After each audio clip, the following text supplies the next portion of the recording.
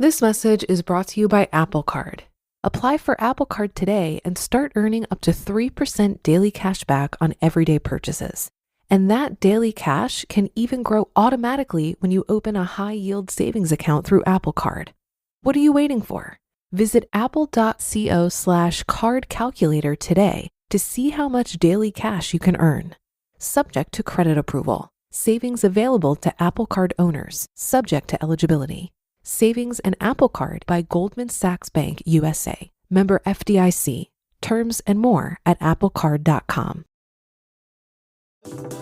Summer's here, and Nordstrom has everything you need for your best dress season ever. From beach days and weddings to weekend getaways and your everyday wardrobe. Discover stylish options under $100 from tons of your favorite brands like Mango, Skims, Princess Polly, and Madewell. It's easy too with free shipping and free returns, in-store order pickup, and more. Shop today in stores, online at Nordstrom.com, or download the Nordstrom app. This is Optimal Finance Daily, 5 tips for buying a home in a competitive market by Mike Ballew of eggstack.com. With some homes selling the same day they're listed, buying a home in this red-hot market is quite challenging. Here are 5 tips for buying a home in a competitive market. Number 1, become an expert. Explore your area of interest and become an expert. You will not have time to begin researching after you find a home that you're interested in. In the time it takes you to pull up your favorite search engine, another buyer will have swooped in and snapped it up. Study maps and know where you want to live. Perhaps more importantly, know where you don't want to live. Locate undesirable neighborhoods such as railroad tracks, water treatment plants, and flood zones. If you're looking to buy a new or recently constructed home, research the home builders and find out their reputations for quality and integrity. Look for high ratings based on large numbers of votes and be wary of outliers and loons. For any product or service, there are those who will shout from the rooftops that their lives have been ruined by relatively insignificant issues. Learn about the financial aspects of your area of interest. Look on Zillow or the property's appraiser's website for special taxes levied against homeowners. These can be significant sums tacked onto ordinary property taxes to fund utilities in new developments. Research HOA fees in the neighborhoods you're interested in. Some neighborhoods require homeowners to join their country club, which can be an expensive surprise at closing. Every home you consider must be viewed through the eyes of other buyers. What you buy today, you will likely sell at some point in the future. Understand the desirability of different areas. A home can be a stone's throw away from another, but be worth more or less based on its address or zip code. Number 2, get pre-approved. Buyers who have pre-approved financing have a leg up on those who don't. Think of it from the seller's perspective. Accepting an offer is like being married to the buyer for the time it takes to close the deal. It's a wait-and-see game that takes the home off the market and can end with the buyer failing to sell their home or secure financing. Sellers prefer to hitch their wagons to buyers who are able to prove that they can afford a home versus someone who hopes they can.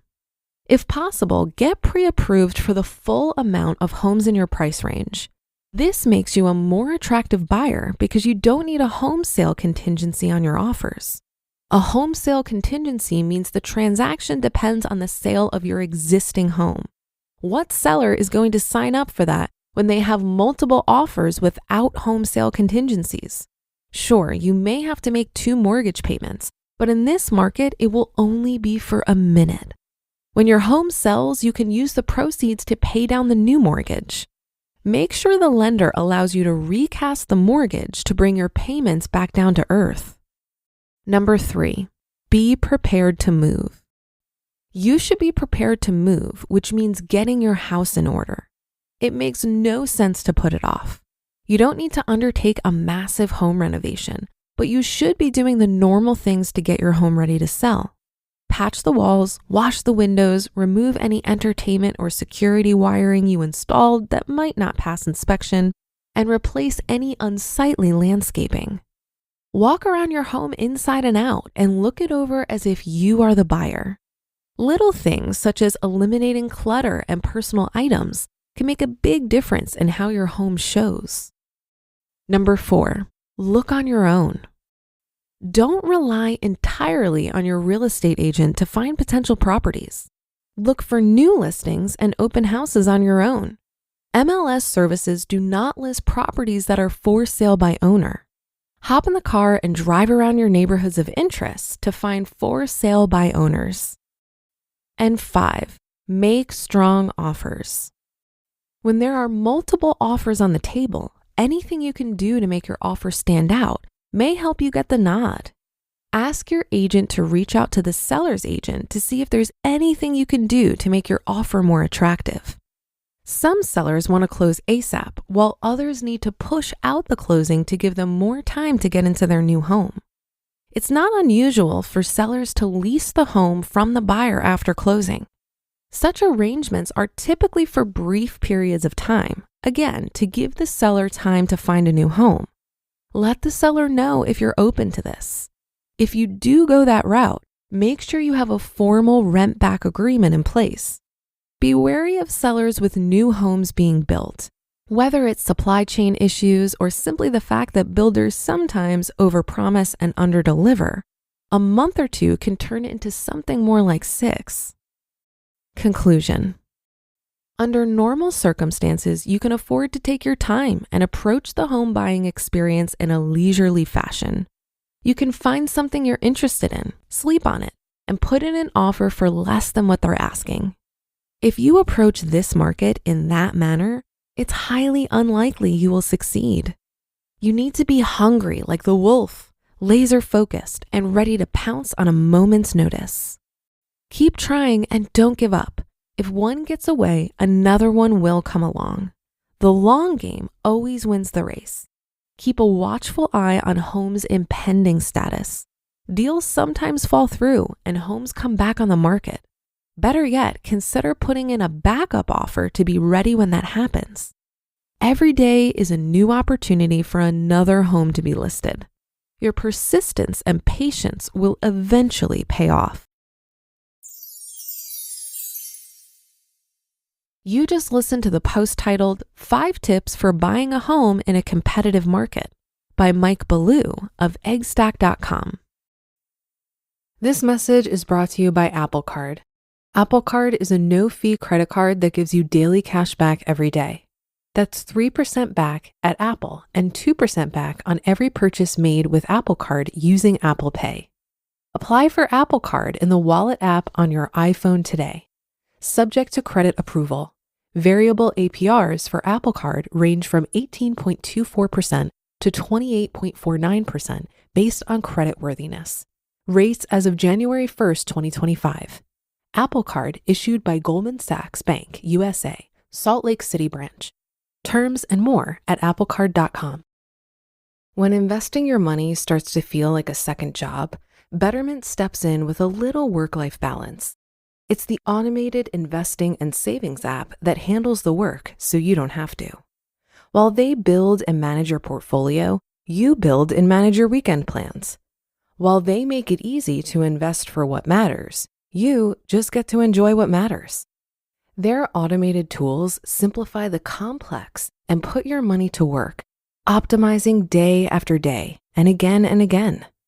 So go ahead, take your time to rest and recharge, because while your money doesn't need a work-life balance, you do.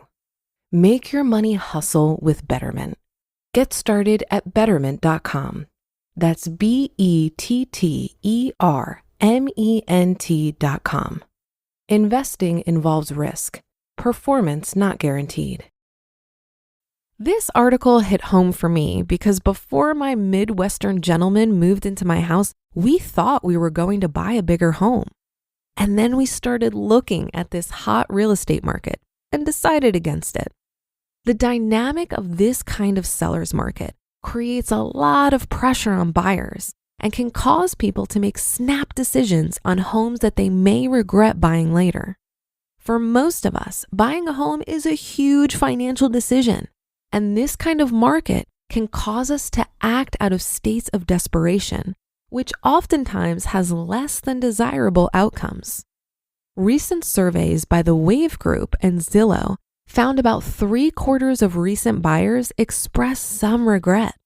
The findings paint a picture of homeowners second-guessing the choices they made and wishing they'd had more time, more patience, or considered living somewhere else. About 1/3 of respondents regret buying a house that needed more work than they anticipated. 31% wish the home they bought was bigger, and 21% thought they overpaid. What helped us decide not to buy was just slowing down and questioning our desire for a bigger house. Do we really need this? What are the issues with my current house, and is there a solve for that? Once we really started questioning why we wanted a bigger house, all of these creative solutions presented themselves, and we came to see that my current house really is workable.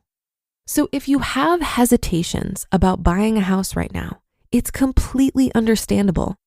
I suggest slowing down and really questioning if it's 100% necessary to buy right now. That should do it for another edition of Optimal Finance Daily. I'll be back tomorrow as usual, so I'll see you there on the Wednesday show where your optimal life awaits.